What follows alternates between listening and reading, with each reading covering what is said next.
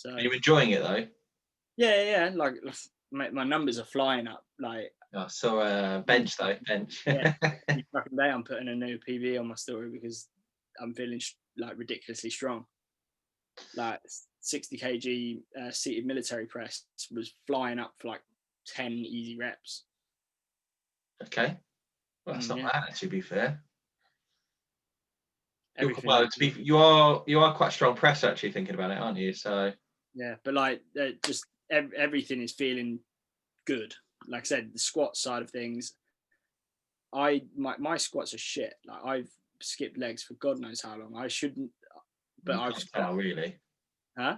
So you can't tell really. So then I got 150 kg squat the other day, like full arse to grass depth as well. Like there's no, oh, it was a shit rep. It was full on good rep, and I was like, wow. Did it feel quite easy? Yeah, I had more in the tank. Okay. Like, it was wrong, but like not like fuck. Like that was a tough rep. Like I'd be confident to go and do it again, sort of thing. Okay.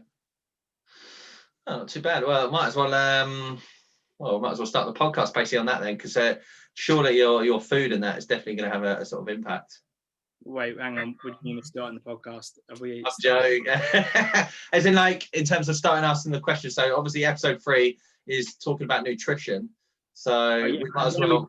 We beginning now? Like No. We have begun. It's just like in terms of addressing sort of like the actual specific question itself. So it was nutrition. So we're going to break down each of your diet, my diet, and how you've got sort of like feeling on that, how you've kind of come to that. And then nutrition myths would be a good thing to sort of basically break down certain things. I mean, we could probably even have time to talk about that James Haskell video. I don't know if you've seen it. It's quite a good one. So have you got any questions as well? I got a question from 2 people, which is quite good to kind of address. Did you get any for here, or did no? The question that I just got asked during the week was literally my opinion on the cosmopolitan thing. Oh, okay, perfect. Did we address that in the last one though? No, we spoke about it in the first one for like a couple of seconds, and then said that in a future episode. Perfect. Well. So this podcast, episode 3, pretty much going to be talking about nutrition and breakdown, and because you've been telling us about like you're obviously smashing your goals. How is your food and your like what are you having on a daily basis at the moment? What are your training day calories? My training day calories are I'm not having separate rest day and training day calories at the moment. I'm just 7 days a week on the same calories. Nice. Just because it's easier that way. I'm on about 3,000 calories a day. Yeah, it's a lot of food for me. Is that a lot of clean food? So not like, I wouldn't say like, oh, it's clean, like I'm having pure like. Well, yeah, clean. There's no such thing as clean and bad food, but don't you'll get me ranting. So no, I mean, I'm not having like pure just like chicken and rice to fuel me with that. I'm enjoying it because it's life, and like I say in the morning I'll have like I said in the last one, I fucking love beans. So in the morning I have a tin of beans on top of 2 slices of bread, with like normally like 3 eggs. Yeah, and then as the day goes on, I'll have things like cereal, protein shake with 2 scoops normally after my session, and then depends what I have in the evening. Normally be something like chicken, or I really love those. Have you ever had the Heck chicken burgers? No, I've had the Heck chicken sausages, not the chicken burgers. The Heck chicken burgers are lovely. Oh, really? I might have to get those. Are they really Sainsbury's? Yeah. Do them in Sainsbury's. Really good macros. Close my before everyone starts peeping at what Is that the same every day though? Are you having the same foods every day? I'd say like my breakfast and lunch stays the same every day, just because I know what it is macro wise. I know that it allows me to then I know it sets me up right for the rest of the day in terms of it gives me a lot of calories, a lot of protein and everything ready to kind of, so that when I come to the meal in the evening I can play around with it a bit and not have to overthink the evening meal because it sets me up ready for it, sort of thing. And so are you putting everything in MyFitnessPal? Yeah. Okay. So tracking basically as well. So that kind of leads on to sort of one of the questions that I was going to ask you on that one. Do you think for yourself that because you've tracked quite a bit over the years, you're able to kind of like freestyle? I mean, I definitely do like, and this isn't like me saying this is what you should do. This is what I do. I don't meal prep or food plan, even though if you want to do that, great. You're a lot more organized than I am, and it probably will benefit you. But I think, like say, from over the years of kind of tracking over my time, you do learn. So if you've never tracked before, I would definitely, even if you're not going to do it forever, do it for a period of time because you will learn what's in food, what food contains, because you'll be surprised by some things. Like even now, I'll scan something and be like, oh shit, didn't realize it was that. Didn't realize it had that in it, and it helps because then you can make, especially on a day if say you can't track at all, it helps you have an idea when you look at things, go, that's probably roughly around that. You're never going to get it bang on, but you can have a rough idea and understand what food has what if you've got goals to hit. Yeah, it's quite funny. That leads on to like one of the, I don't want to say nutrition myth, but like something that I see a lot from people in the gym, and it's either one of the two spectrums, which is, oh, I eat everything, but I can't put any weight on. Ah, I eat nothing and I just can't lose any weight. And the first question I ask them is, do you track what you eat? Oh no, but I eat loads. I eat about 4,000 calories, and the guy's weighs like 7 stone. And the lady's just like, oh yeah, I barely eat anything over like 1,000, and yet she's about 100 kilos. And you're just like, but like, it makes sense. Oh, I don't like tracking. I'm like, yeah, no one likes tracking, but you need to kind of know what's going on in order to kind of have a start point and then work your way from there. I mean, even if you track and you just do it by, you don't have to count calories in terms of like weighing everything out, but like it could just be like, you know, slices of bread. If it's the same things every day, then you have the opportunity to have more or less. If you're not gaining weight and you want to gain weight, eat more than that. If you're not losing weight, but like, I mean, it drives me insane in the gym when people are just like, oh, I can't lose weight. Are you tracking? No. Oh, I can't gain weight. Are you tracking? No. And I'm like, well, there's your answer, really, to be fair. But I've been tracking for years, but I can get away with a lot of stuff now and just be like, we'll be out somewhere, and I just look at it and go, oh yeah, perfect. There's protein there, there's carbs there. There's probably about 200-300 calories. Oh, there's a dessert there. It's probably about 600 calories. And you just kind of like, almost, but if you make it a game, I actually found it quite interesting, sort of going around there and having a look out on meals. But I would say if you've ever got any kind of goal that you want to achieve, you want to get bigger, you want to get smaller, oh man, you've got to track your food for at least a period of time. So I would say no more than like 3 weeks to kind of assess what's going on and then make changes. I mean, like, so this could lead on quite well actually to what mine is. So my diet at the moment is training day and non-training day, just because it worked quite well previously. I have when I'm dieting down, I'll normally do something along the lines of a training day and not training day. Yeah. I just find it's easier as well. And obviously, if you're not training, you want to kind of like, you know, get rid of some calories to be in that deficit. And it's quite easy to get rid of the meal after training, because if you're not going to train, there's no point. Like, so I'll have every time after training. So this is kind of how my day works out. So at the moment, I've got oats and whey for breakfast with a coffee and some water. First meal will be chicken and rice with some vegetables. Or salad, one of the two. I'm very boring. I actually like chicken and rice, and I also like the way I feel.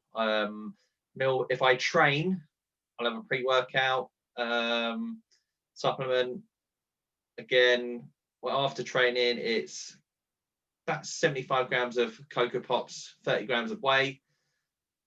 I didn't like it at the beginning of prep when I had it last year, but now I love it. It's a staple and it's so easy, and you can take it anywhere in a little container with you. So that's one of my favorites from there.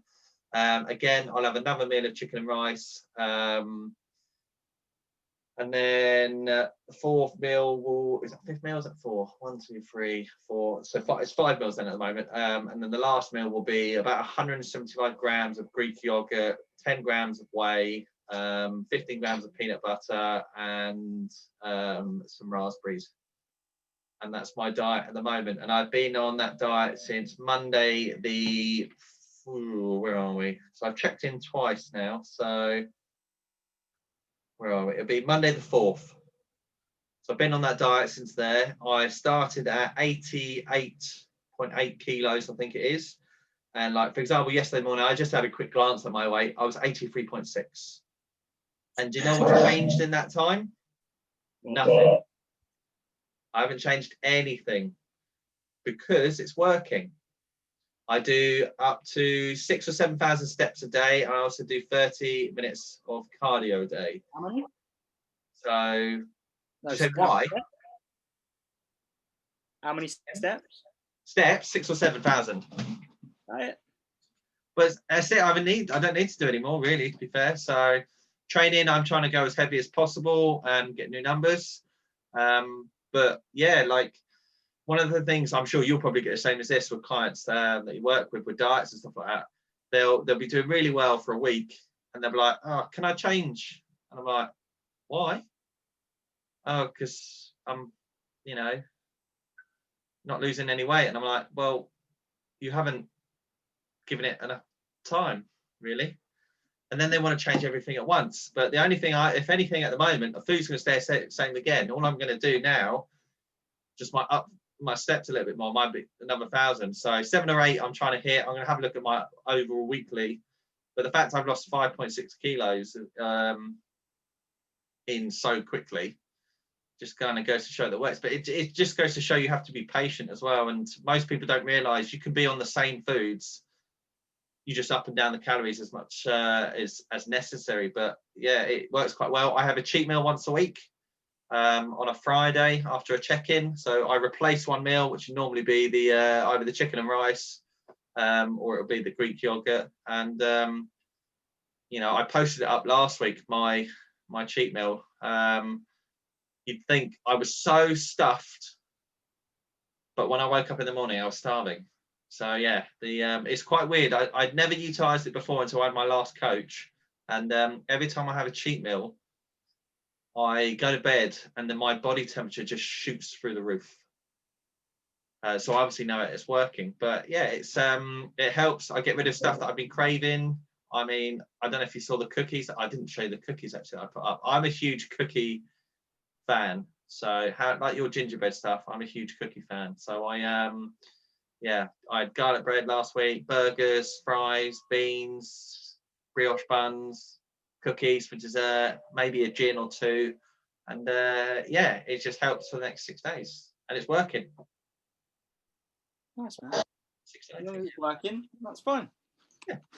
Whatever works for you. Photos soon, I think. What? I'll take some photos from on this Monday coming. I'll take some photos just to kind of see, because obviously weight's relevant. I mean, you never get on, like, for example, like my photo shoot I did in September, no one's just going, "Oh man, how much do you weigh?" You just look ripped. So weight is just a tool. So that's kind of my breakdown of like what I'm having at the moment. Non-train, if I don't train, I will just get rid of the Cocoa Pops and whey, and I'll just have everything else. So I think that might come on to a good tip actually in a nutrition myth. So are you going to say intermittent fasting, aren't you? You're going to say intermittent fasting? No. What I was going to say is, when you were dieting for your photo shoot, did you have any cravings? And kind of how did you combat them? The best tool that I kind of utilised really for me, well, one was fruit, just loads and loads of fruit, and 2 was like diet drinks. Yeah. And I still love them to this day, and will continue to have them because they are fine.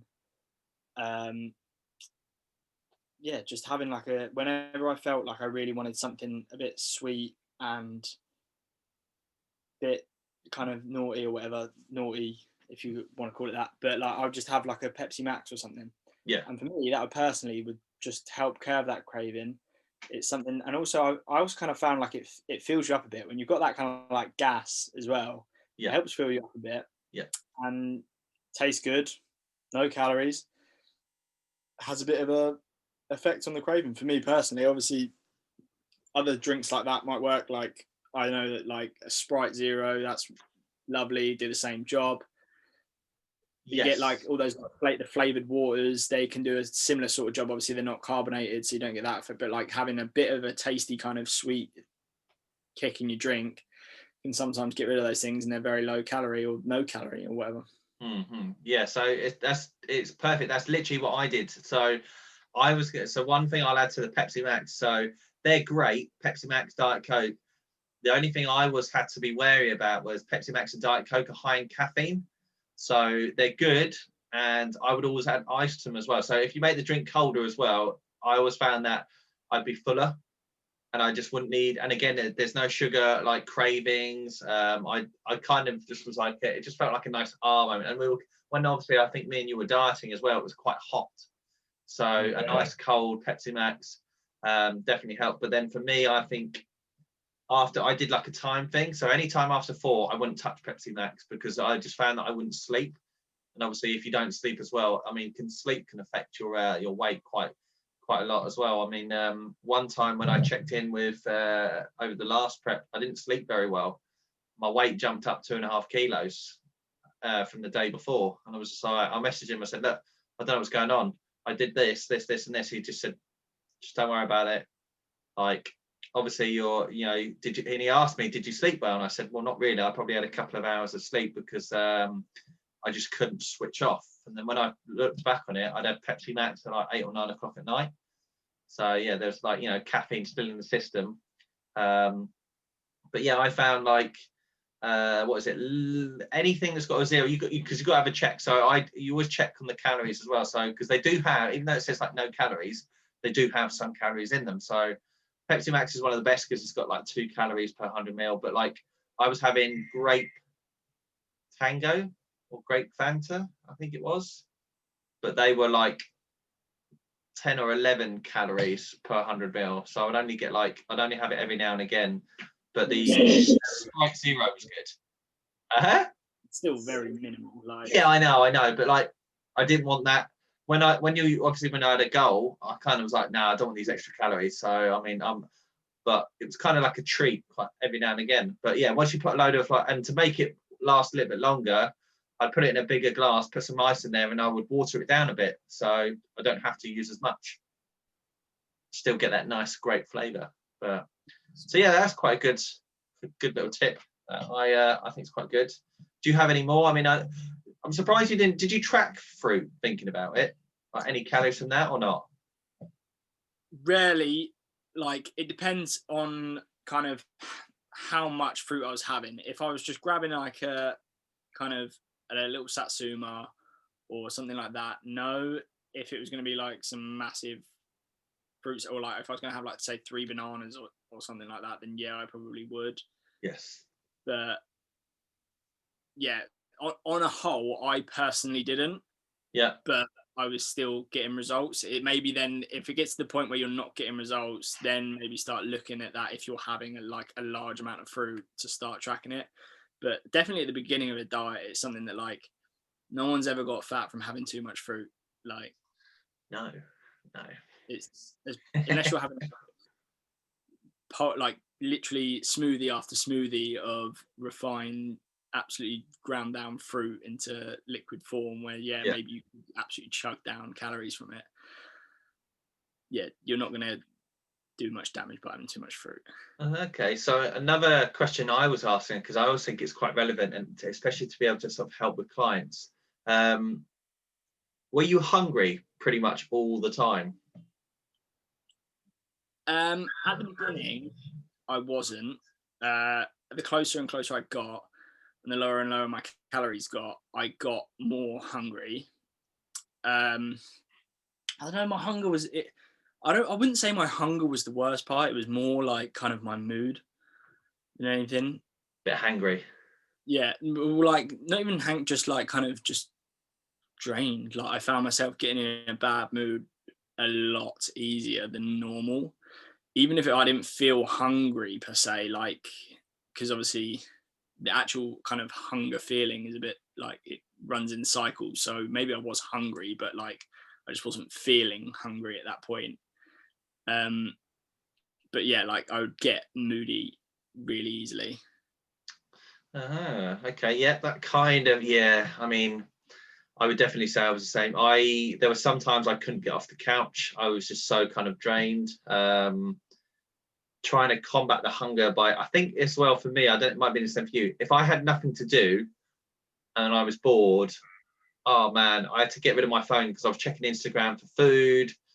And I was just like craving food as so much. So trying to keep busy, but the hunger, because it's the reason I say this because one of the things I look for from when people start on the diet, you know, I'm looking at their hunger levels. Because if they're not hungry, my initial instincts is going, well, you're clearly eating too much. And they're like, no, no, no, no. And I'm like, well, I don't know. What do you think on that one? Because I personally think if you're not hungry, you're definitely not in a calorie deficit. Because you've Oh got to yeah, get the stores from somewhere, haven't you? but then like I said, there's things that you can do to help with that by having high like kind of volume food in terms of lots of veg and things like that, and high like satiety food, more protein, whole foods. Like you're going to feel a lot more full after actual potato than you are some oven chips of the same amount of calories and that sort of thing. But yeah, like I feel like the hunger levels are definitely more manageable if you're doing it like the right way and like in a more sustainable way. Like I said, the mood thing, that was because where I went like really low calories right towards the end. How low? Do you remember? Some days it was like 1,200. Ooh. For a guy like me, I know some ladies are on that at the moment. yeah, like that's not something that I would like just say for someone to do like at all. No. It's got to work to get there. That I wouldn't recommend it, and it's not something that I would do over long term at all. It was just for like the final period to try and get ready for the shoot. Yeah, that was rough. Okay. That made me very moody. Yeah. Literally short fuse, isn't it? Really, when and you get annoyed by sort of the simplest of things. Which kind of brings me kind of on to the next question I was thinking that one because it was. Did you have to get rid of any food like that you really liked at all, or was it really restrictive type thing? Because I'm thinking about like this kind of leads me on to sort of the James Haskell thing because I don't know if you noticed he did a video because he's very well known for health and fitness, and he was he basically went to Parliament when gyms were locked down in a tank, if nobody knows, and then he's now just done an advert for McDonald's, and people were attacking him basically saying like, what are you doing, man? You're meant to be health and fitness. How are you having a Big Mac? And his response is basically about balance, being the major of Rig City and not being like a moron, and actually in realizing that one Big Mac is not going to kill you. It's having loads of Big Macs, not doing any exercise. That's what's essentially killing you. So you can still keep those foods in. I mean, I could have had a McDonald's. I can have a McDonald's. I can have a Papa John's for my cheat meal each week. I'm not going to get overweight. I'm still going to be losing weight. So Yeah, no, like in the diet, like kind of for me, I still ate all foods that I liked. I didn't force myself to eat anything that I didn't like during the diet. Like it was just kind of managing having the things that I know are really high calorie dense foods like gingerbread men and things like that, which for me for the amount of calories they are and how full they made me feel wasn't worth it. Yeah. And that's kind of where you got as much as I wanted them in the moment, I knew that give it a day or 2 days time, I would have felt better about my decision to not have them than have them. Yes. that's like a thing that I have a conversation with a lot of my clients about, is that kind of that instant gratification over the long-term goal. Like I really in the moment wanted a gingerbread man, but I know that I didn't want a gingerbread man. I wanted that kind of feeling of sugar and really tasty, highly palatable food Yeah. that's made to make me want it. But I know that the next day I would have 100% gone, yeah, good, I'm glad I didn't have that if I didn't have it. But the next day, that's annoying. I wouldn't have beaten myself up about it because it's just a bit of food, but I would have been more happy with my decision to not have it. I think that's where I see the yo-yo culture, the yo-yo dieting culture so much, is that you'll see people go, they'll do, I see it all the time. What are you doing? Oh, I'm just going to give up chocolate for January. I'm like, why? Well, you know, I just want to lose a bit of weight. And I'm like, right, well, why don't you keep chocolate? Do you like chocolate? Oh, I love chocolate, but it's chocolate that's killing me. And I'm like, is it? You know, and then they'll give up chocolate for the whole month, and then they'll have one bar when they finish, and next thing you know, the bar turns into 2, then 4, then they've before you know, they've woken up in like a, you know, a chocolate coma type thing. And I'm like, why didn't you just keep chocolate in and just, you know, be just, I always tell people, just measure it. I mean, it's as simple as that. For me, it's about kind of then, even with those sorts of things, making the smart decision with them. And like, I love chocolate digestives, but you know that the McVitie's do this, like the digestive thins. They're like the really thin, smaller versions of them. Really nice, really tasty. You still get that kind of satisfaction from them. Yeah. And you can have like 3 of them. And I think 3 of them was like 90 calories, if I remember right, from my training and from when I was doing it. And that was great, because it gets to the evening time, I'd really fancy something like that. And I'd be like, right, I'm going to have like a bowl of yogurt or something with a load of fruit, be really nice and tasty. And I'll have a couple of them or 3 of them as well. Yeah. And I can easily fit that into my calories and macros. And you still got that like nice taste. You still got it. So I didn't feel the need to kind of smash through them, because you got that nice taste, that thing that you wanted and craved, but it was a controlled version of it. Yeah. Yeah, I mean, don't get me wrong, I could polish off a pack of hobnobs, like one of those, quite easily. Chocolate hobnobs, you know, there's this, it's easily done, but it has to be, for me, I think if you account for it, like rather than doing the whole pack in once, one, like you say, like you do, like have it with something that's going to be thinning. So have it with, for me, like I've got yogurt this evening. If I crave it, I've got some Biscoff biscuits in the cupboard. I just break down 2, just put them in there with some fruit, because I've got the Biscoff feeling in there as well, but I'm full. I'm like, well, that's kind of all I need, really. I don't need to eat the whole pack and go, oh, fuck, I'm eating all of it. And now I feel terrible. I know I'm going to get rid of Biscoffs out of my life. And I'm like, no, I don't need to do that. Just like, it makes me laugh when people just got to get rid of something like, and I'm like, no, just he says like the video is very good. I have to say, I did watch it.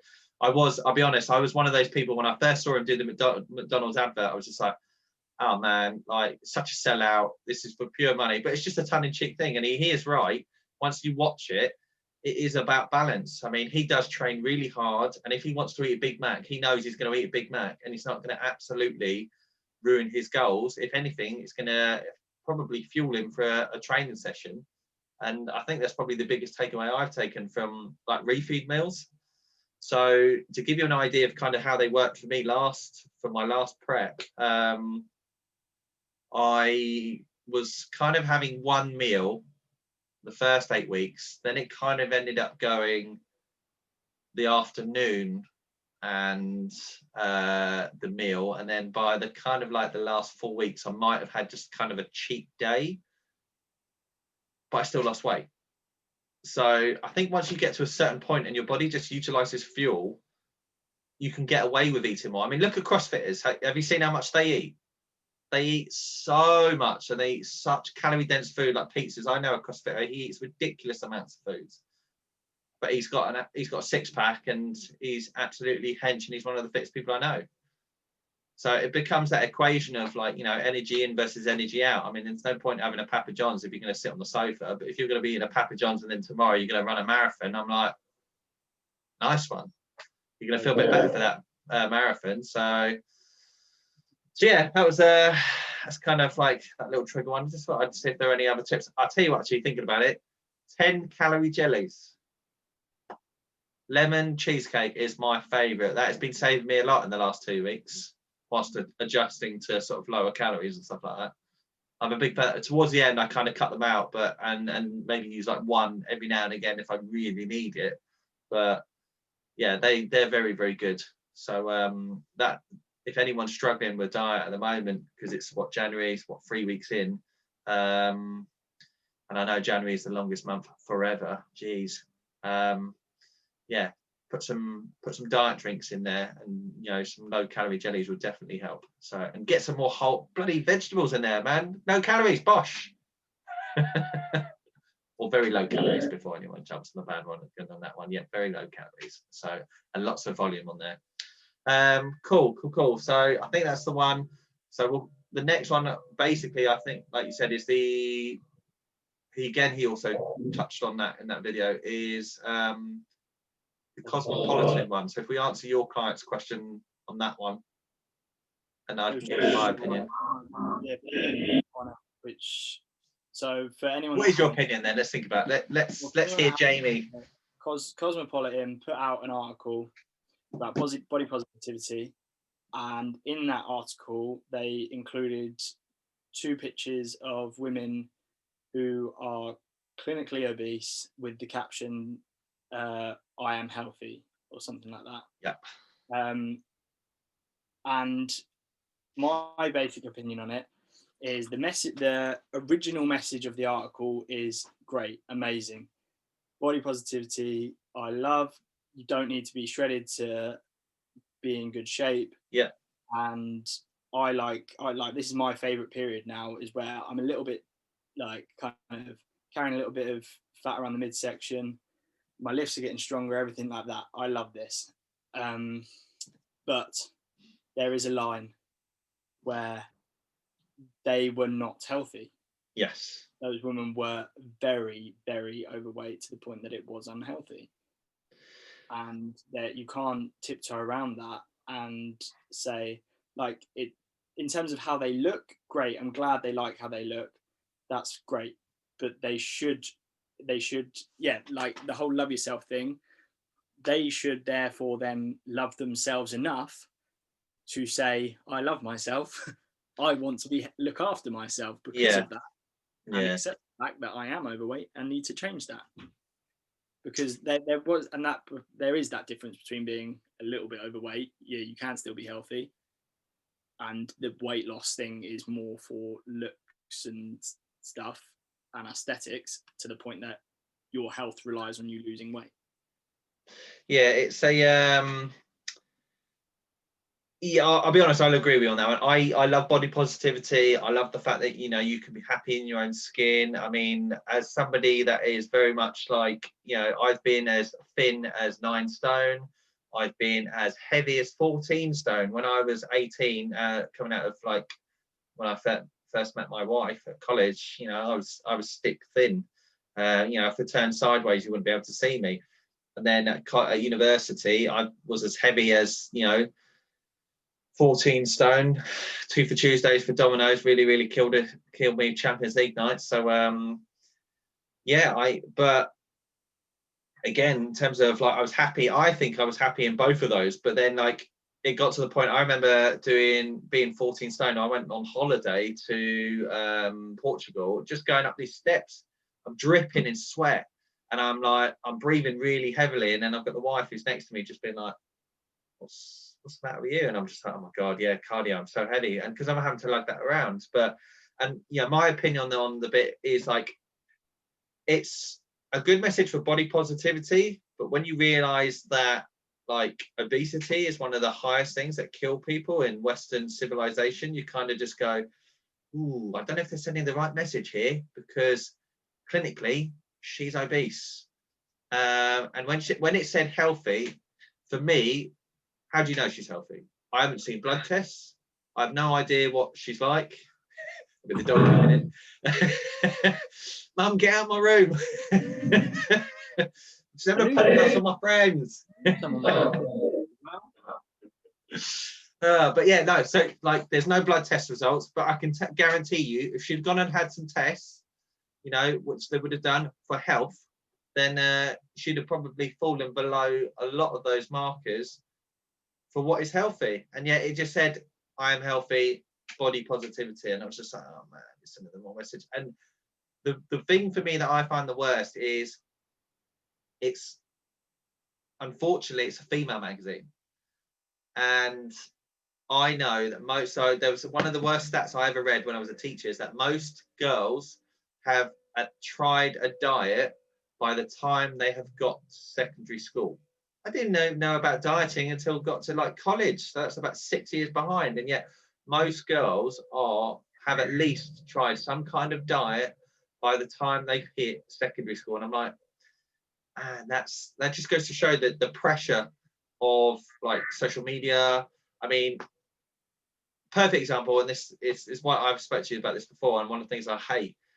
I have more likes on the picture of me with my shirt off, covered in baby oil, having dieted down, and it's got no significance really at all in terms of helping anybody.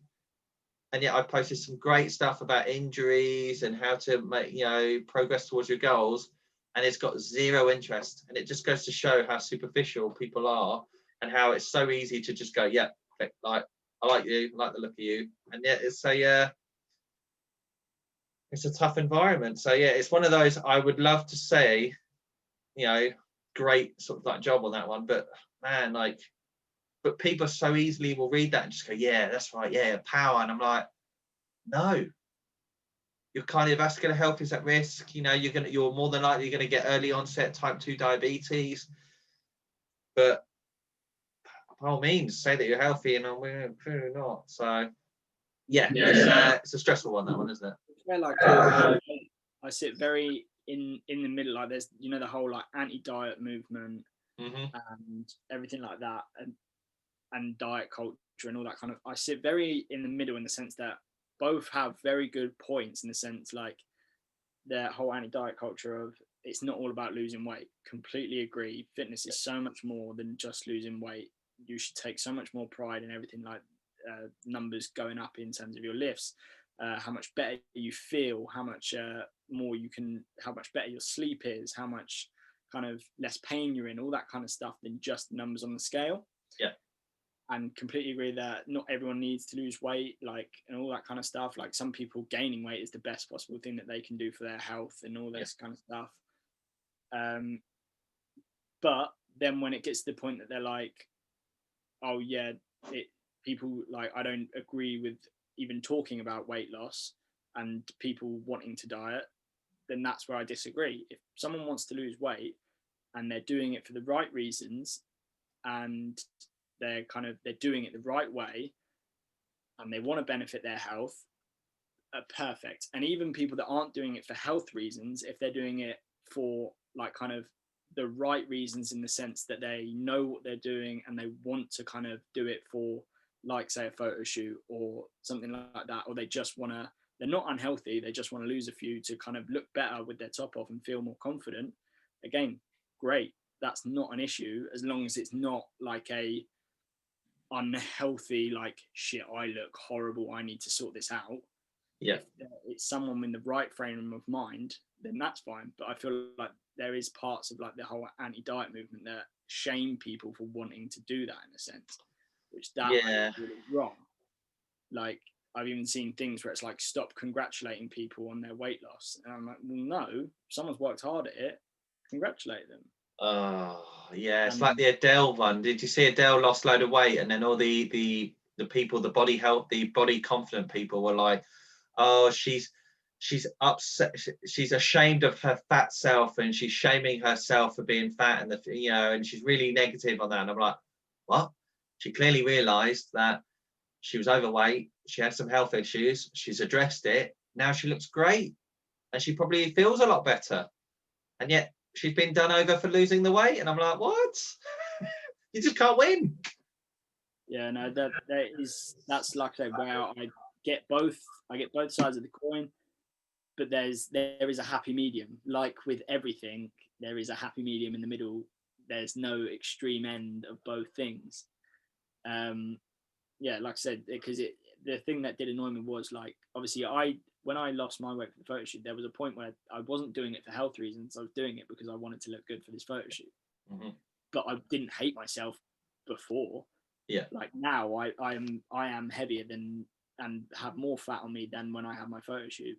But that's fine. I like this still as well, which is why I wouldn't be ashamed to then also say that I am going to diet down again to look for the aesthetic side of it, not for the functional kind of health side of it, for the aesthetic side of it, because I am still healthy now. But yeah, that's fine, because I'm not doing it because I'm like, oh God, you look disgusting. I don't wake up and look at myself and go disgusting. That is where there is a bit of an issue. Yeah. And there is a massive issue, but it doesn't apply to all. That doesn't mean that everyone should not want to lose weight if that's what they want and they're in a good frame of mind. I think the main thing I always thought that would benefit everybody, and this comes from my my sort of background, is in teaching. The more we can educate from an early age, the better people are going to be when it comes to food, in terms of knowing about calories and knowing about that if they eat too much, they're going to put on weight. Knowing that if they want to lose weight, they have to be in a calorie deficit. Knowing about micronutrients in terms of vitamins and minerals and how they feel. And because I used to hate teaching, so I used to teach sports nutrition. So when kids would come in and they'd be like, oh Matt, how do I lose weight, and I'd be like, right, okay, so you need to find out what you're eating, and then we need to be in a deficit. We need to basically take in less, so then your body is utilizing fat stores in order to lose weight. Okay, yeah, Matt, perfect, I'll do that. And the next thing you know, they'll come in the next day and they've got like a bargain bucket of KFC with them. I mean, one time I had a student order a Domino's pizza to the lesson. I mean, it's just kind of teaching. I think the more we can learn about nutrition from an early age and teach people from an early age, not in a nasty way, because you don't want to be like, oh, if you're fat, and talk to people in that kind of condescending way, but more of like, if you want to feel better and perform better, you're going to have to eat this. Because my diet at school pretty much consisted of sugar. I mean, I used to fall asleep in classes and wondered why I was 9 stone. And then I realised that when I go home and I eat a whole bowl of shreddies with a load of sugar on top, and I have a great big cup of tea and about 3 slices of toast with peanut butter on, can't imagine that I'm, going to be doing great on a pure. Because what used to happen for me on that, I used to go home after sleeping and pretty much at school sometimes. I'd go home, have that great big bowl of shreddies and sugar and all the rest of it, and then pass out for about 4 hours. But I didn't know any better. It's only until I sort of met my sort of partner in sort of college, and I'm learning about whole foods. I'd never had any fruit, Jamie. I'd never had a banana or strawberries, kiwis, all this stuff. I didn't even know what it's like. I liked strawberry in like a slush puppy, or blueberries in a slush puppy. You give me a raw blueberry and I'm like, oh, I don't like this, because you're so like, you just don't know any better. So it's only like now, over how long have I been doing this? What am I doing now? So last 12 years, I've accrued so much knowledge over the years and tried loads of different diets, which will go into my next question, was that Zoe sort of asked. That it's through trial and error that you kind of find out what you kind of like and don't like, and then what works for you, what doesn't work for you, what you're allergic to. And finding out about intolerances is definitely beneficial. Like, to give you an example, my wife, she loves cheese. She loves cheese on toast, but it doesn't love her. You're talking about, she becomes very gassy, very bloated. It looks like stomach just protrudes out, and I'm just like, yeah, you love that. And it always makes me think of Dr.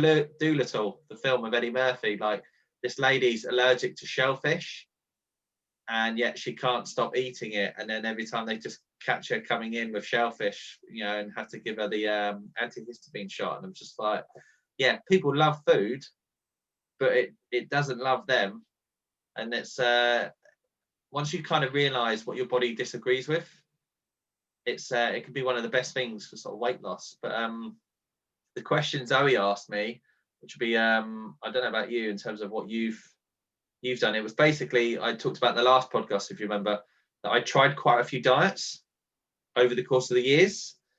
And she basically asked, what was the best diet? You know, I tried most of the, not all diets out there. Which did you find the most effective, and which one did you find didn't give you any results? So to give you a breakdown, I've done veggie, keto, high carb, low carb, intermittent fasting. I've done training day, non-training day. I've done what you're doing at the moment, which is the same calories every single day, 7 days a week. And then if I didn't lose any weight, just drop the overall total down. And then I've done what I do now, which is kind of add refeed stuff in.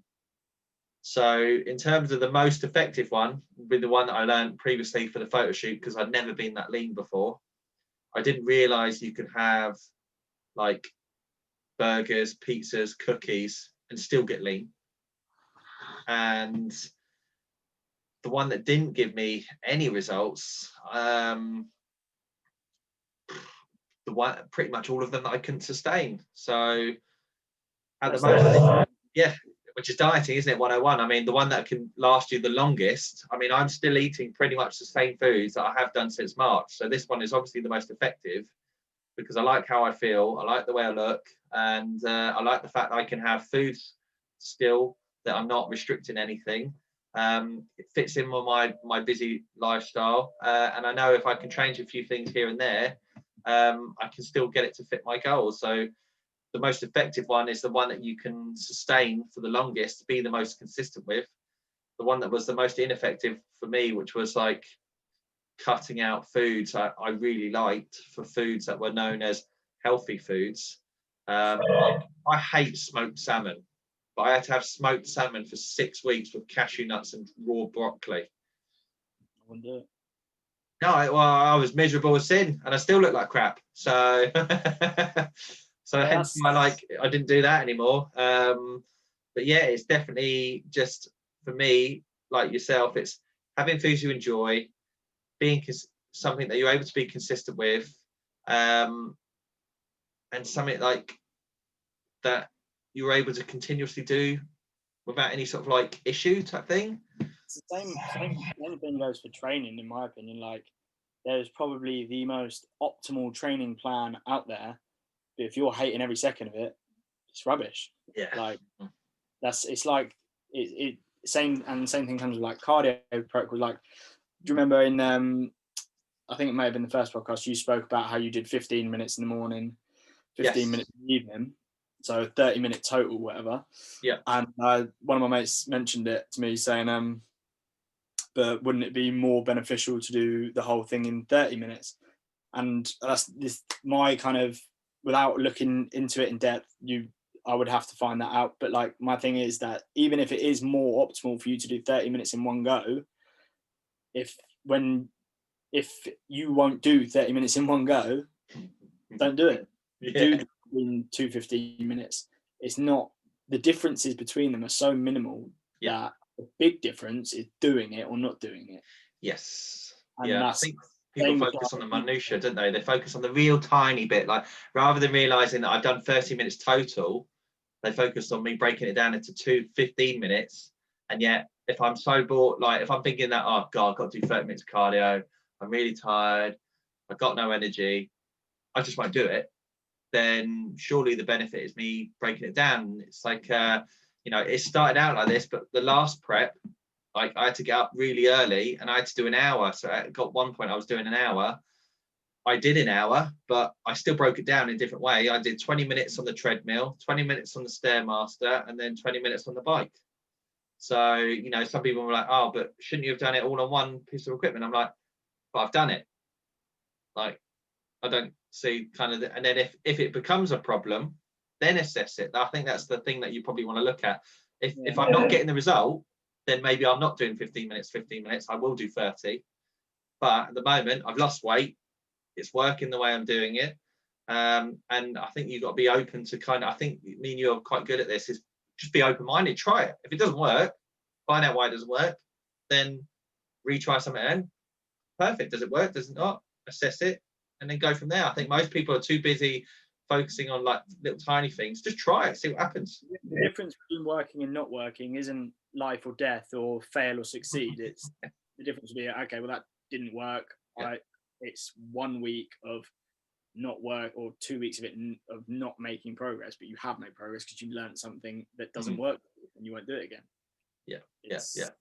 But like that's like kind of with all like the diet and stuff as well, again, with it being most optimal, not optimal, and trying intermittent fasting, it's not a big deal. It's just literally skipping your meal in the morning and waiting.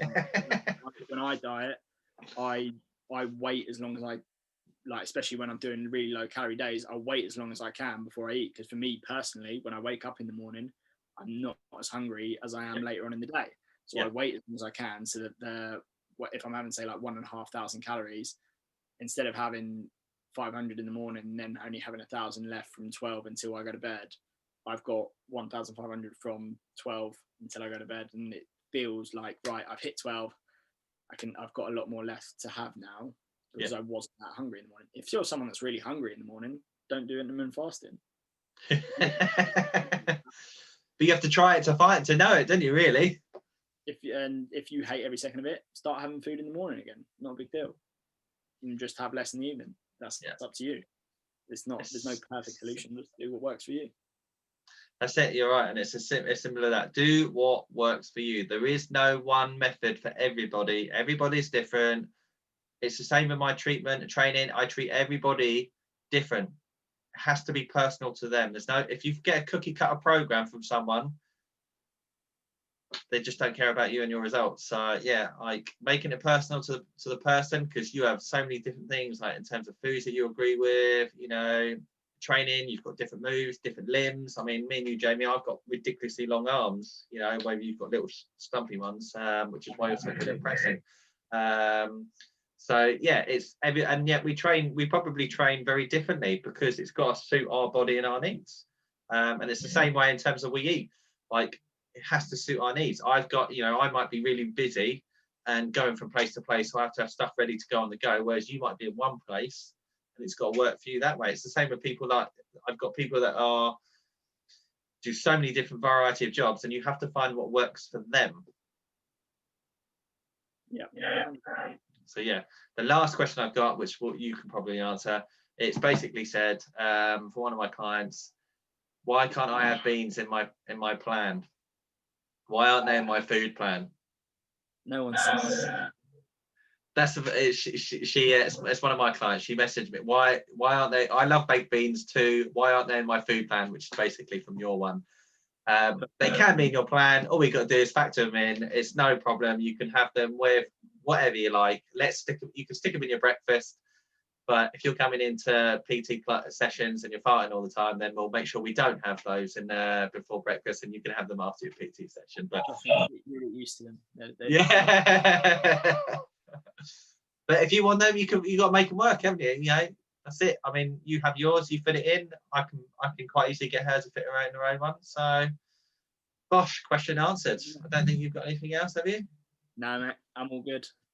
I think we've done quite a long one on that one tonight, but that's what happens when you just get into a conversation. So I'm not sure what we might talk about the next one. I'm potentially thinking about getting a guest on, but we'll see. All I know is I hope people enjoyed it. Again, I love any feedback, so any comments, then please let us know, and we'll hopefully be back very quickly for the next one.